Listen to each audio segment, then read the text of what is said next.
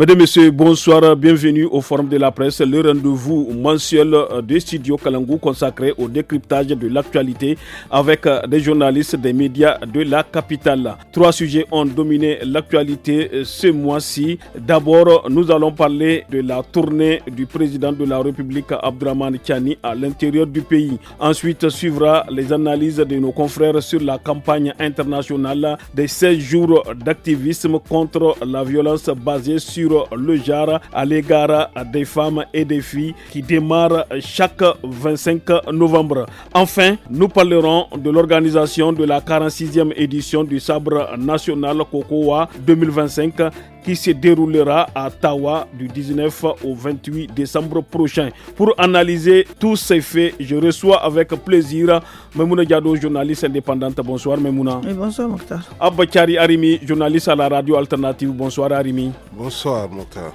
Et Abdoulaye Soumana, journaliste indépendant. Bonsoir Abdoulaye. Bonsoir Mokhtar. À la modération, je suis Mokhtar Hamadou. La technique est assurée par Seini Isaka. Le forum de la presse sur Studio Kalangou commence dans un instant.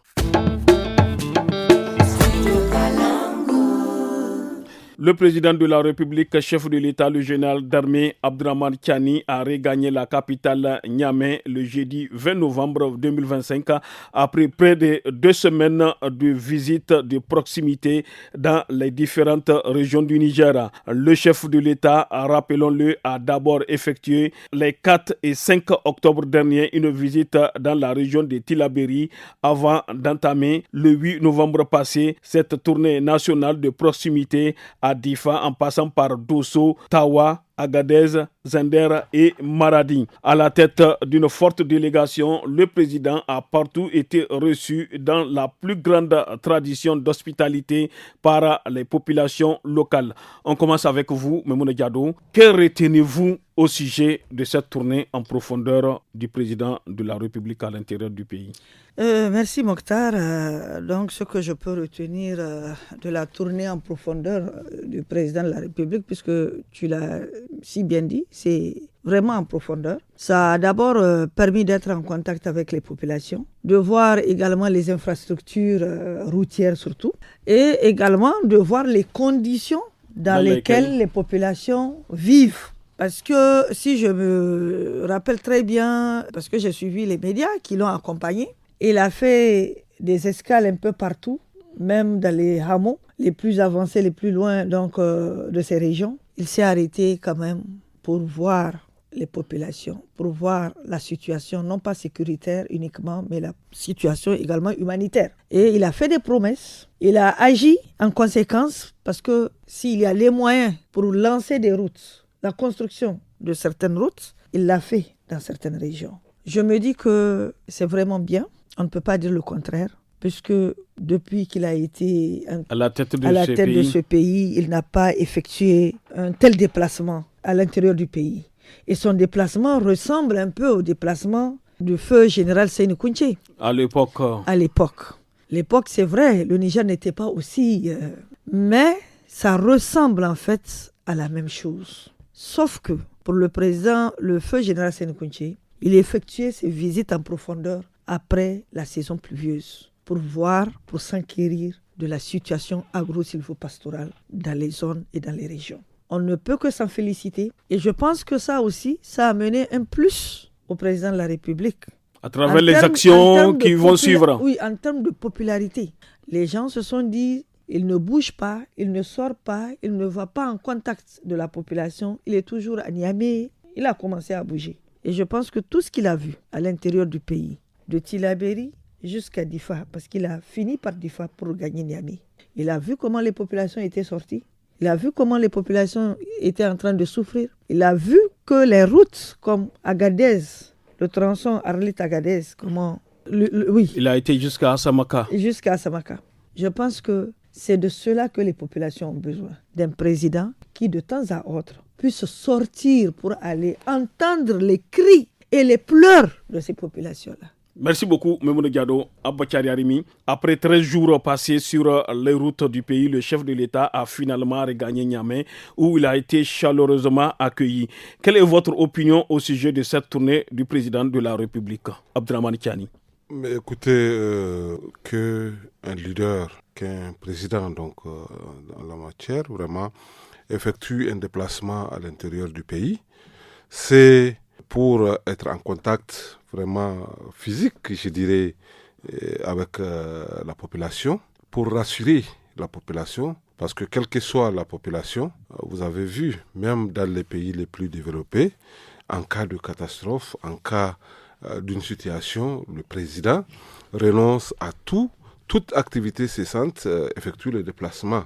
Et même quand ils sont parfois dans des rencontres internationales, il laisse tout pour regagner et aller rendre visite à cette population-là. Notre pays, ça fait un bout de temps que l'ensemble du pays n'a pas connu une telle situation. Mais Mouna Diado avait dit que c'était depuis au temps du fait Seynou Kounché.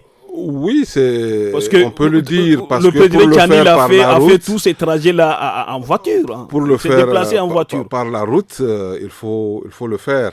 Et c'est pas quelqu'un qui ne connaît pas cette situation qui en parle, parce que tout récemment encore, j'ai fait presque ce parcours.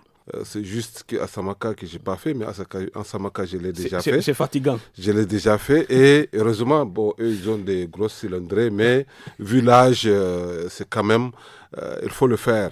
Mais aussi la population, vraisemblablement, en tout cas au vu de la mobilisation qui a réussi vraiment dans toutes les 8 régions du Niger. Dans toutes les 8 régions du pays, la population a aimé. Il y a aussi que dans chaque localité, le président a rencontré les militaires, hommes de rang, agents de douane, agents de eaux et forêts, comme il le dit lui-même. Il est allé jusqu'à tenir des conseils de sécurité à l'échelle régionale. Dans chaque région, il a aussi tenu un conseil. Ce qui me manque un tout petit peu, il a aussi fait des visites terrain. À Difa, il était à la rizière, l'irrigation, la grande irrigation. Et il a passé la nuit à Goudoumaria. À Goudoumaria, je crois qu'ils l'ont dit, les gens de Goudoumaria. Ça ne leur est jamais arrivé.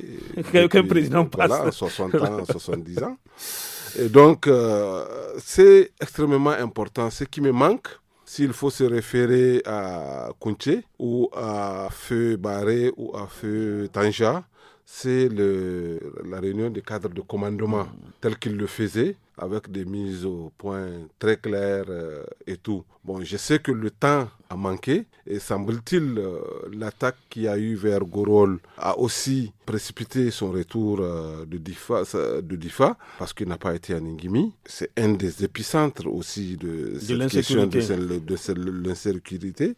C'est comme vraiment Terra, on dira quoi. Sur la route, il y a Kablewa, il y a Bosso. Bon, aussi, on aurait pu voir l'autre face de notre pays, mais ce n'est que partie remise, je me dis. C'est vraiment pour faire ce parcours, pour rencontrer la population, je crois qu'il faut le faire. Chez nous, on dit, le pied ne va pas là où le cœur ne va pas. Et donc, c'est extrêmement important, à mon avis. Et puis, pour avoir fait cette route-là, je crois que ça ne va pas tarder à être retravaillé, certainement. La route Tawa-Agadez, la route de l'uranium Agadez. Jusqu'à Arlit. Oui, lui-même, il l'a un peu nuancé en ce qui concerne Zander Agadez. Mais vraiment, c'est la partie des routes de notre pays qui doivent être reprises. Il y a quelques années, les moyens n'étaient pas les mêmes. Les engins qui font ce travail-là n'étaient pas les mêmes. Mais depuis un certain temps, pour faire une route, rappelez-vous d'Osso-Gaya, ça a pris pas moins de 10 ans, sinon 15 ans, pour être sur 160 km. Et Agadez, Tawa, ça fait au moins 10 ans que le travail est en cours. On dit que Agadez Arlit a été financé, mais les travaux n'ont jamais commencé, on ne voit pas. Ça, parce qu'il a suivi ça, il a vu, n'est-ce pas? Il voit comment la population souffre. Et c'est aussi quelque chose qui contribue non seulement à la fraude, mais aussi à l'insécurité. Parce que les routes sont partout. Tu ne peux reprocher à personne de s'être écarté de la route. Mais aussi, il n'y a pas de développement sans développement de moyens de communication parlant de la route.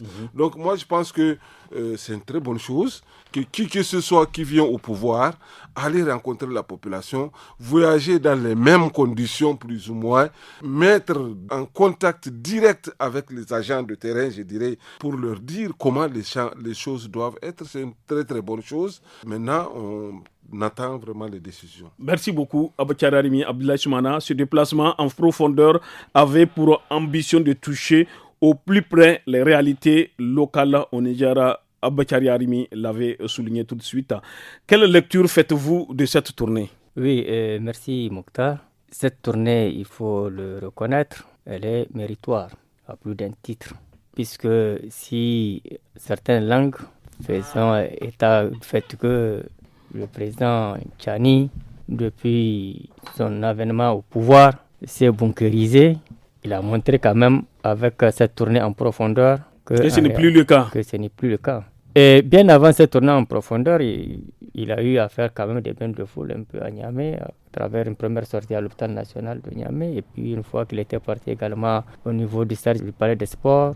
Mais après, ça n'est suivi Tilaberi, Terra, qui a sûrement donné l'appétit. L'appétit venant en mangeant, il dit, mais tiens, sûrement qu'il a eu à faire des remarques qui l'ont poussé à rapidement enclencher, n'est-ce pas, la visite des autres régions, n'est-ce pas, en profondeur dans le pays.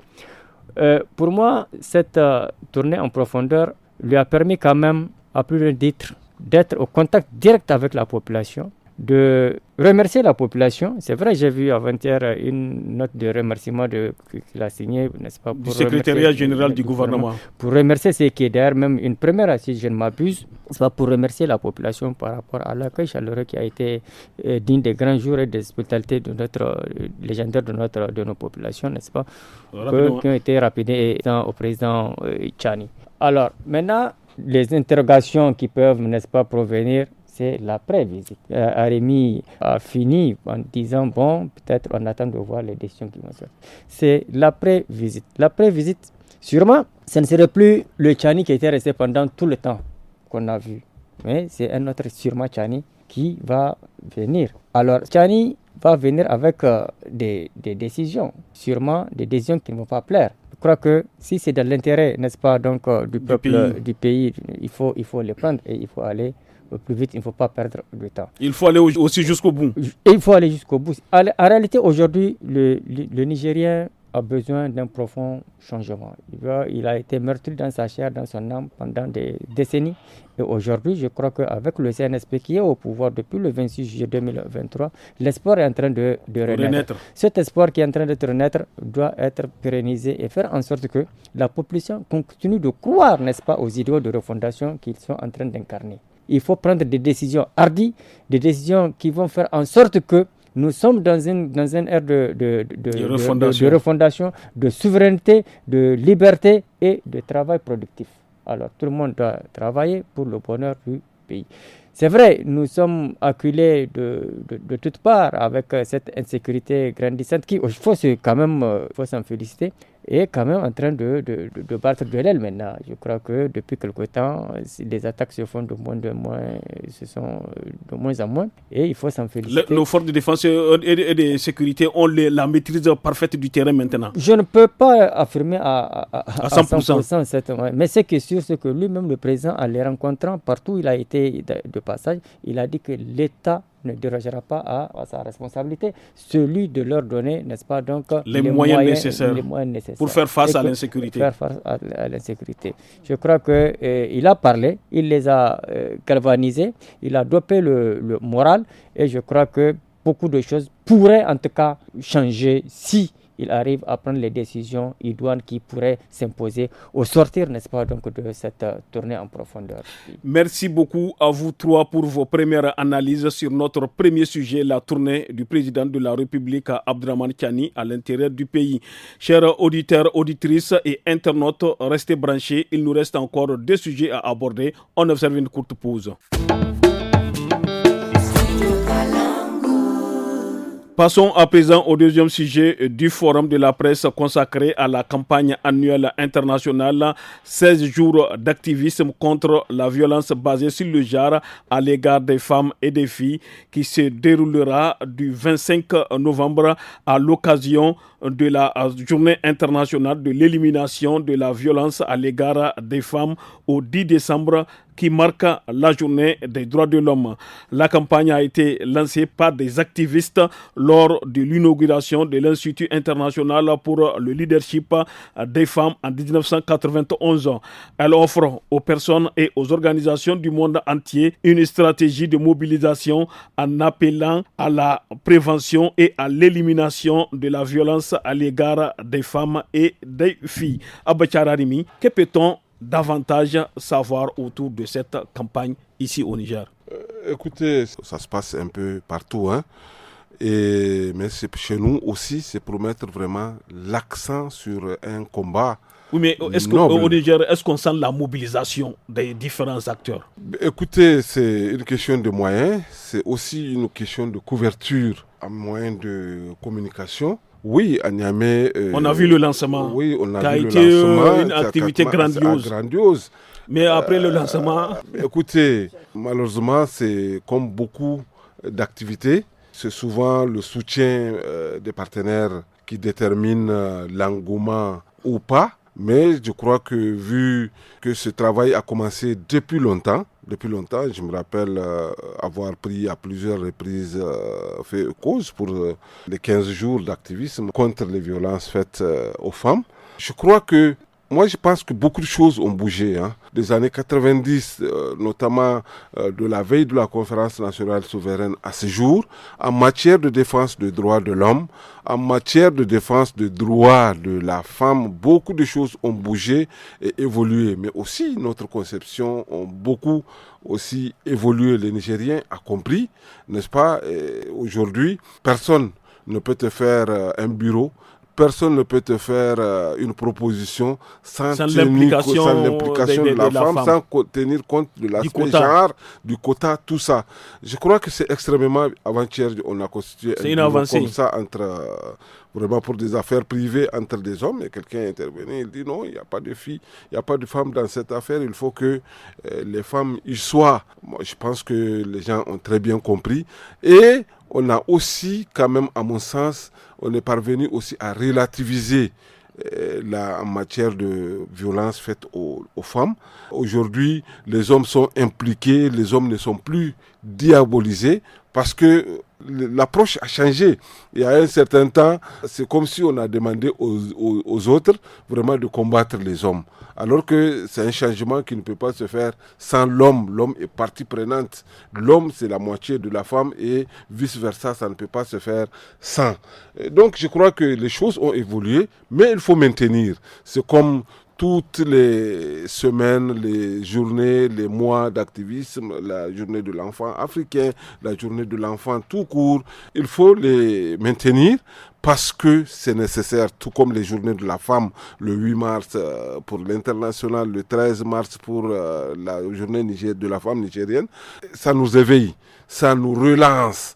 C'est extrêmement important. Je pense que les femmes ont compris aussi que c'est notre combat à tous. Merci beaucoup, Abachar Arimi. Abdoulaye Soumana, selon vous, que faire pour arrêter l'hémorragie, la violence contre les femmes et les filles?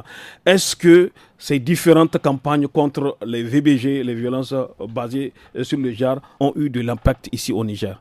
Je ne peux pas donner une réponse affirmative par rapport à la question que tu viens de me poser parce que Armi vient de dire que les violences ont baissé quand même d'intensité. Bon, moi je n'ai pas de statistiques partant d'une année à telle autre. Est-ce que ça a baissé? Est-ce que ça a augmenté? Pour l'instant, je n'ai pas de statistiques. Et la dernière statistique, je crois, qui date de 2021 que j'ai vu quelque part, faisait état de quelque chose de 38%, n'est-ce pas, donc des femmes qui ont été victimes, n'est-ce pas, donc de violences basées sur le genre ici sur place au Niger d'une manière globale, je crois bien, si mes souvenirs sont exacts. Mais à l'épreuve des faits, c'est qu'il faut quand même être optimiste. En tout cas, tout le temps que le Niger a commencé à faire cette campagne, cette batterie de campagne contre les violences basées sur le genre, je crois qu'il ne peut y avoir que des avancées. Du progrès. Il peut y avoir que du progrès, sinon ça n'a pas de sens de continuer.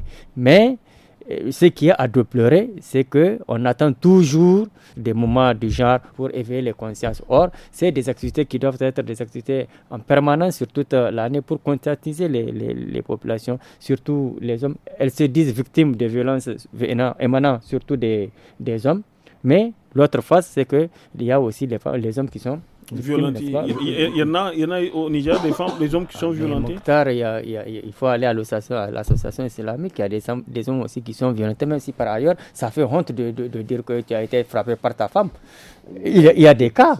Mais cette année, en réalité, peut-être que vous allez revenir sur ça, c'est la violence basée par le cyber, sur le numérique. Donc, je crois qu'on passe du stade physique pour venir, n'est-ce pas, sur le stade virtuel. Donc, selon vous, le harcèlement que subissent nos sœurs sur les réseaux sociaux sont pris en compte par les décideurs? Bien sûr que oui, parce que d'où le thème de la campagne de cette année, c'est qu'il faut désormais prendre en compte cette nouvelle dimension qui est venue, ce qui fait que les femmes sont aujourd'hui exposées à deux types de violences, la violence physique et conjugale, la violence conjugale, etc. Le numérique. Et le numérique également. Merci beaucoup Ablaye Soumana Maïmouna Diado. L'objectif de ces mobilisations contre les violences basées sur le genre est de mettre fin à ces pratiques d'ici 2030. Selon vous, est-ce que le Niger est sur la bonne voie?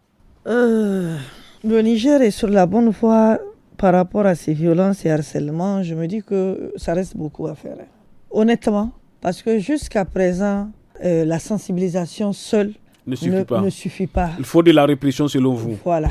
Et c'est justement de ça que souffrent les textes. Mais il y a la loi sur la cybercriminalité, par exemple, s'agissant des violences sur le numérique. Ça, c'est sur le numérique. Mais il y a beaucoup de choses qui se passent en dehors du numérique. C'est ça. Sur le numérique, pour être violenté ou bien pour être harcelé.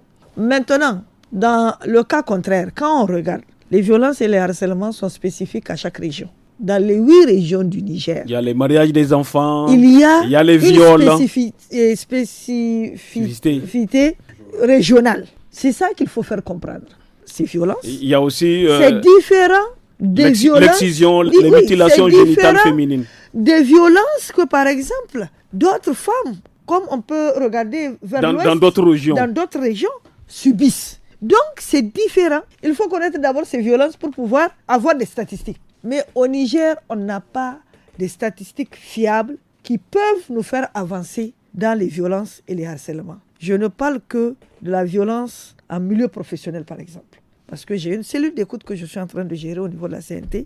Et jusqu'à preuve de contraire, de 2019 à cette date, on n'a pas eu plus de 10 cas de dénonciation. Parce que tout simplement, il y a un problème de dénonciation. Les gens ne dénoncent pas. Les gens ne dénoncent pas. Que ce soit la femme, que ce soit l'homme. Et quand tu ne dénonces pas, on restera toujours en marche d'avoir des solutions.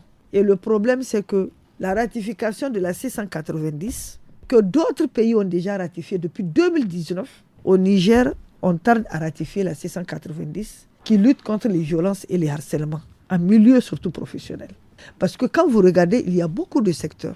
Apparemment, tous les secteurs que vous voyez, il y a ces harcèlements et ces violences dans ces secteurs-là. Mais avec une insuffisance de statistiques, avec une insuffisance de dénonciation, on ne peut pas aujourd'hui ratifier la C190. On a besoin, nous, en tant qu'OSC, l'État a besoin de confirmation, l'État a besoin de support pour pouvoir ratifier ça. Est-ce que vous comprenez? Maintenant, le problème, c'est aussi en lien avec nos us et coutumes. Une femme qui se sent violentée ou harcelée en milieu professionnel a du mal à venir s'exprimer, à dénoncer, parce que tout simplement en dénonçant, elle a peur d'abord de perdre son foyer, elle a peur de la société, et de son boulot. Oui, et elle a peur de perdre le boulot.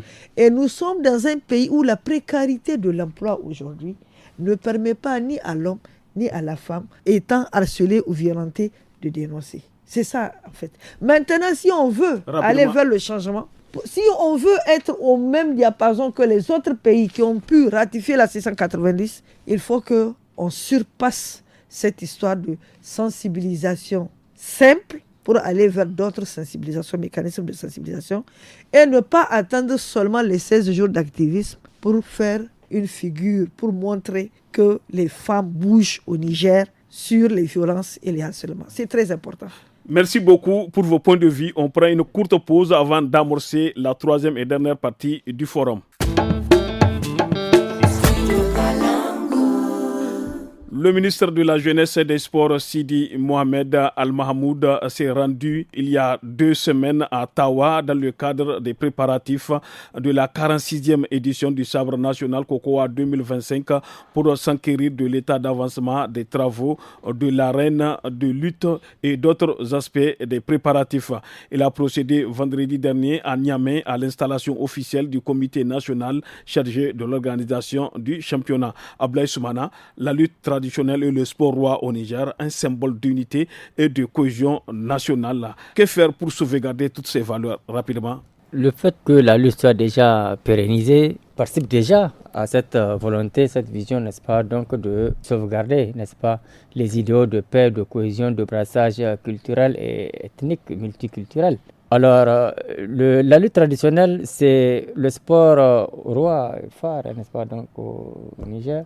Et depuis qu'elle a été institutionnalisée, de 1975 à aujourd'hui, je crois que elle est en train de prendre du chemin et elle s'est imposée. Des réformes sont en train d'être prises pour davantage, n'est-ce pas, faire en sorte que ce sport roi participe, n'est-ce pas, à l'unité nationale, parce que c'est de ça qu'il est surtout question.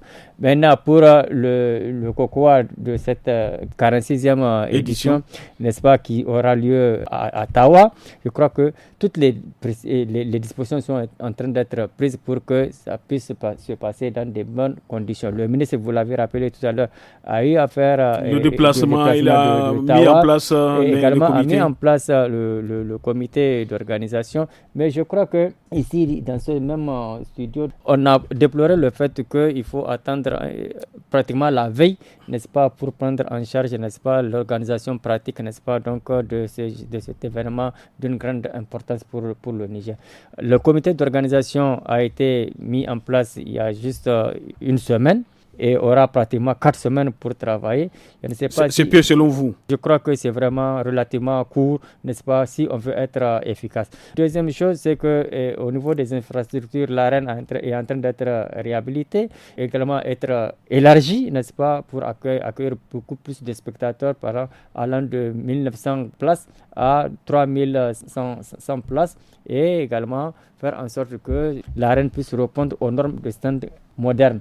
Voyez-vous? Donc, je crois que pour l'instant, on peut estimer que les choses sont en train de rentrer dans l'ordre et toutes les 8 régions, je crois, sont en train de finaliser la sélection de leurs lutteurs, n'est-ce pas, pour que cette 46e édition, n'est-ce pas, soit un succès, n'est-ce pas, pour tout le monde. Merci beaucoup, Ablaye Soumana. Memouna Diado, quelle est votre opinion au sujet du sabre national? Je ne peux que emboîter le pas à Abdoulaye. C'est surtout au niveau de l'organisation, parce que c'est une identité à nous. Il faut bien que, même entre nous, qu'on puisse organiser le sabre d'une manière, dans de très bonnes conditions, quoi, en fait. Il ne s'agit pas, parce que là, quand vous connaissez déjà la région qui doit abriter le sabre national, il faut prendre les devants. 6 mois d'avance. Il faut les préparer, il faut préparer d'avance pour que le public qui feront le déplacement soient mis dans des conditions, que les lutteurs qui vont venir combattre pour leur région soient fiers, pour que ces populations soient fières de leurs lutteurs, pour que les lutteurs puissent avoir le temps de se préparer moralement, physiquement et spirituellement. Parce que c'est ça aussi. Donc, ça veut dire que tout ce qu'il y a dans cette arène doit faire ressortir l'identité nationale. Et je suis d'accord, il y a un peu de modernisme dedans. Ça, c'est juste pour pouvoir améliorer la marche donc, du sport au Niger. Mais à côté, nous avons beaucoup d'animateurs qui rentrent dans la préparation, les tchali-tchali, oui, il faut qu'eux aussi sentent la mobilisation. Il faut qu'ils soient impliqués. Il faut qu'ils soient impliqués dans l'organisation. Parce que d'un côté, ce sont eux qui permettent aussi à égayer donc l'arène. Et des fois, ils mettent le cousinage dedans Quand ça ne va pas entre une région et une région, quand une région n'est pas d'accord, que son lutteur n'est pas tombé. Donc, il y a tout cela, il faut tenir compte de tout ça. Mais Rapidement. au Niger, on nous revient toujours à la case départ. Que ça soit le sport, que ça soit dans les préparatifs de la rentrée scolaire, il y a toujours quelque chose qui échappe. Parce qu'on ne prend pas les devants rapidement pour pouvoir les organiser. Et on souhaite que le sabre national qui va se tenir à Dosso, c'est à Ottawa, autant pour moi, soit une parfaite réussite. Une parfaite réussite pour cette année. Merci. Et je Rapidement. reviens. Il y a parmi ceux qui, en tout cas, nous égayent, qui nous montrent ce qui se passe, il y a les hommes de médias. Il faut également les mettre dans les conditions. Merci beaucoup, Maimouna Diado. Abakar Arimi, la lutte Kokowa, c'est 50 ans d'histoire, de passion, de compétition grandiose, d'émotions partagées. Comment appréciez-vous l'organisation de cette 46e édition du sabre national Kokowa Tawa 2025? Rapidement. Merci Mokhtar de recadrer ce sujet tel que je le veux. La lutte, à mon sens, a été suffisamment accompagnée par l'État. Je pense que ce qui a été fait pour la lutte a été fait pour une autre discipline sportive, on n'en serait pas là. C'est vrai que c'est un sport tiré de nos terroirs, n'est-ce pas, de nos réalités culturelles, et donc c'est un peu plus difficile de l'imposer, surtout à l'international, que des sports qui existent déjà, qui sont internationaux, le football, le volleyball, le basket, etc. Mais la lutte est en train de prendre son envol même à l'échelle continentale. Je ne suis pas d'accord, mais ce n'est pas nous qui l'avons impacté. Ce n'est pas le fait que ça soit ainsi au Niger qui a impacté. Il y a le Sénégal qui fait un travail extraordinaire, n'est-ce pas? Parce que là où nous en sommes normalement, la lutte, on parle d'unité nationale, on parle de brassage, de cohésion. Non, mais c'est désormais normalement, la lutte n'a besoin de rien, d'aucun message. C'est aux autres messages de venir se greffer à la lutte et non la lutte qui va se greffer à aucun autre message. Et ça doit être un sport professionnel pratiqué de haut niveau. Voilà, et attendu. La CAN va commencer dans un mois, mais chacun est en train de télécharger sa télévision, machin, on peut libérer son temps pour pouvoir suivre, avoir le calendrier affiché et se prendre ses congés en fonction. Ça doit être comme ça la lutte traditionnelle. Sinon, on s'arrête vraiment, on met l'argent dans autre chose. Ok, des industries parfaites sont aujourd'hui dirigées grâce au football, au volleyball, au handball, et ainsi de suite. On n'a presque aucun professionnel dans tous ces domaines-là. La lutte, déjà, où est-ce que tu vas aller lutter? Nos lutteurs vont au Nigeria lutter et revenir, c'est tout. N'est-ce pas? Je ne dis pas de laisser tomber. Mais, par exemple, je ne sens pas la fédération dans cette affaire. La fédération nigérienne de lutte traditionnelle. Je ne la sens pas. La FENULUT. Oui, on dit que le ministre est allé installer le comité, alors que quand le championnat de football se déroule dans toute l'année, ce n'est pas le ministère qui fait. Moi, je dis qu'il y ait temps de sevrer. Vraiment, si c'est une personne de troisième âge, la lutte traditionnelle du Niger. Donc, il faut qu'on s'arrête, n'est-ce pas, pour réfléchir, pour transformer. J'ai vu, cette année, il y a eu énormément d'efforts. Il y a eu beaucoup de compétitions qui ont été organisées. C'est très bien. Mais il faut professionnaliser la chose pour que les pratiquants soient les principaux bénéficiaires, pour que ça ne soit pas au service d'une cause, machin. Non, c'est du sport. Sans ça, vraiment, il faut faire ça et voilà. Moi, je pense que c'est possible. Merci beaucoup à tous. Nous sommes au terme de ce forum de la presse du studio Kalangou. Merci à nos invités, Maimouna Diado, journaliste indépendante, Abakari Arimi, journaliste à la radio alternative, et Abdoulaye Soumana, journaliste indépendant. Merci aussi à vous tous, chers auditrices, auditeurs et internautes, pour votre fidélité au programme du studio Kalangou. Merci à la technique assurée par Seni Isaka. C'était Mokhtar Hamadou à la modération de cette émission. Merci à toutes et à tous. À la prochaine.